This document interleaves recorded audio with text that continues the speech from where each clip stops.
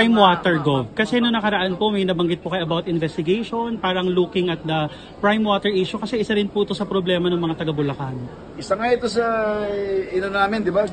Siniwalat namin regarding din sa prime water problem natin eh. So, kaya nga in-refer natin sa Sangguniang Panlalawigan para ito ma-investigate. At ito nga, in-investigate ng Sangguniang Panlalawigan. Kasi kung tina-Alex to, no? Ano pong findings natin, Vice Gov? Totoo lang, lahat ng findings namin talaga, poor service. Marami talagang mga nandun sa contract na hindi naman nasunod, lalo na yung magbibigay ng maayos na serbisyo. So yung pinaka-general, hindi nila na-meet.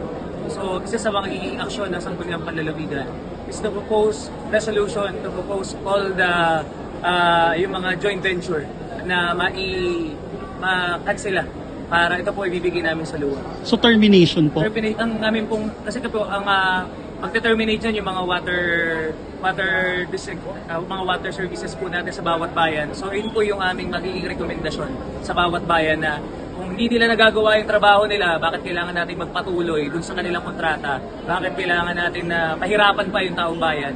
Kanselahin na po natin yung mga kontrata nila para mabigyan naman ng pagkakataon yung iba. Thank you. Thank you. Thank you. Thank you.